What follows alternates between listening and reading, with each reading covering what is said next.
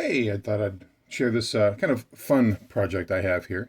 My RC10T3 from Team Associated. This is my second T3.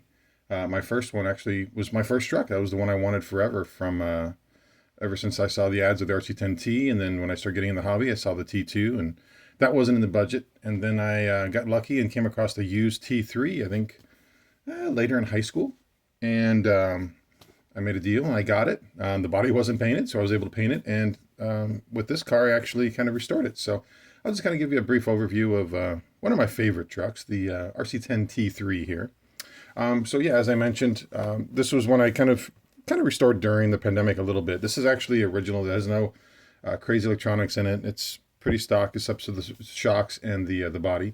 The body is actually a reproduction J Concepts, I believe. Yeah, you can see the Ford logo on the front. They basically the decals I believe I got from MCI Racing. They do a good job of it.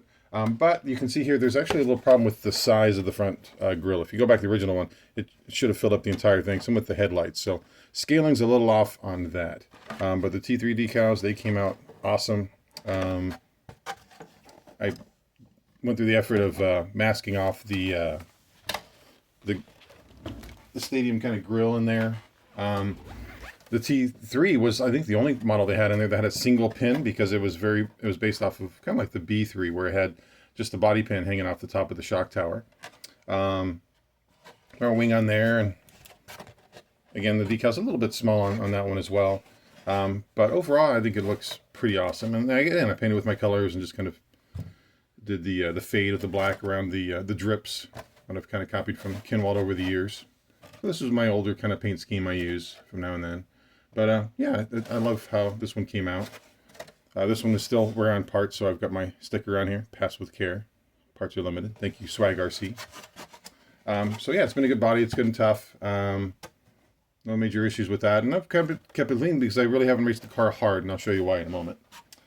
So back to the car here. As I mentioned, it's pretty much a stock RC10T3. I did change out the shocks. These are reproduction shocks. These are the RC10 fronts up on the front here, and then I've got some longer ones.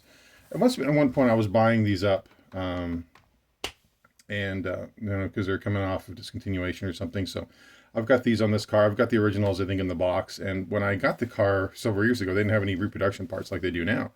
So I'll probably be going through those shocks and maybe using them as spares, maybe putting them back on here. I don't know yet. It's using the stock electronics. I've got a Airtronics 75 megahertz FM radio, at least, on there. Yeah, I think we're kind of losing something in the hobby by forgetting these old electronics. I mean, yeah, don't get me wrong. I love the modern electronics, right? But there's something with a certain feel of a brushed motor with the original equipment in there that we're kind of forgetting about in our hobby, and something that probably should be preserved a little bit better, just for remembering where we came from. So anyway, I haven't upgraded the electronics in this one; it just hasn't come up yet. And I've got an original rooster in here with reverse. You know, that's why the heatsink's so big, and it works fine. It's fine. It works great. I've got a brushed motor. I couldn't tell you off that. I think it's Chameleon in here. And it works great. I got it in trade a while back. It's got the CVs in here, and I think the T3 was the first to start including the CVs in the kits. So yeah, there's that one. It's got some factory team stuff on here with the blue bars. I think that was a factory team. Same with the plate and everything in the bottom. Just a cheap servo for steering. And I've got some old beat up Roadhogs that came with one of my T3s. I actually bought like 3 of them in a lot, and most of them were trash. And so I just kind of combined them to make the one car. The rest of them became spare parts, like the arms and shock towers and everything. So I can actually race it. But there's nothing else really in production. So it's not something I could push really hard. I don't plan on taking it indoors. I plan on just using it at our local track time being. And right now I just kind of use it up and down the street for fun. So that's why I've got these old tires on. I did buy some new J Concepts rims. I think they're green because it just matched my paint scheme better. And I had bow ties or hole shots in the back with the ribs in the front. That was kind of my typical go-to. I do have an RPM cover on here. So No problems with the chassis. I've got a big old sticker. Finally found a spot to put one of those big old J Concept stickers on my cars. You can see again the plates. If I were to start racing it hard, I'd probably definitely get a chassis cover, protect the scuffs on this nice anodized aluminum that we have here. Weak points in these cars, I've raced them again for years. This was my first truck, and this was like the first serious RC car I was able to get. I didn't really invest in high school a lot in the RC10, even though I had it running.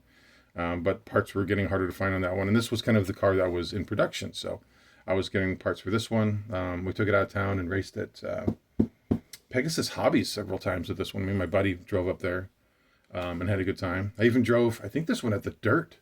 I actually have a little trophy from the dirt around here somewhere. The original one. I have to share that one later. But yeah, they basically just gave you these little handout plaques back at the Hemet track back in the day. And it said first place. I was like, yes. I think I was just one of the few that showed up for sportsman class because everyone was racing nitro.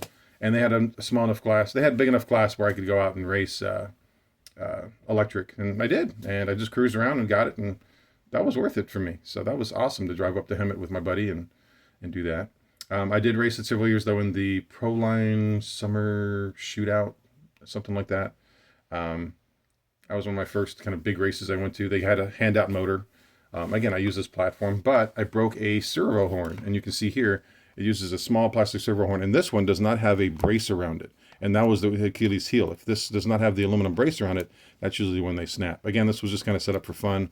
But this would need an aluminum servo arm, or at least that little spacer that goes over the servo arm to prevent that from cracking. Just to give you some strength. Other weak points: this shock tower and this brace in the front would snap. On really hard impacts. I mean, you really got to be abusive to it to break one of these. But I do have some spares of those. This is why that was a benefit over the T4 and B4 design, because I will later went to that one. But if you break the top plate on a T4 or B4, it's a good chance you're going to break the chassis too, because this was plastic. It was just one piece. So that was not as a thoughtful design for customers. You can see here it's got a 90-degree cut and it's molded nicely into it. So this bottom plate takes a lot of force in the front. I remember back in the day there was a company that made this in aluminum. I can't find them anymore. They're long gone. But this is actually the same brace in the front as a B2, B3.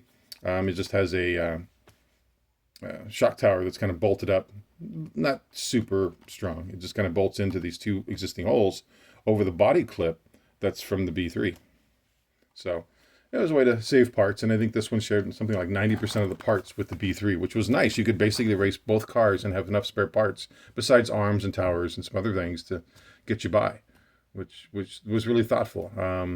The arms are completely flat, so I can use them on front or back. Again, that was just a nice design that they did back then. There's our stealth transmission. It has a simple brace, just like the B2, B3 production. So no more crossover like you do with the RC10 or the prototype B2. Of course, it just went right over. As I mentioned in a previous video, the B2 didn't have as much coverage here, and the B3 has a fatter plate to kind of protect it. And man, you can see how close this plate is to that one there. Yeah, I've even got some Lightspeed connectors on there. I just thought that was kind of funny. It came with it. I was like, you know what, I'm gonna keep them on there. I think it's neat.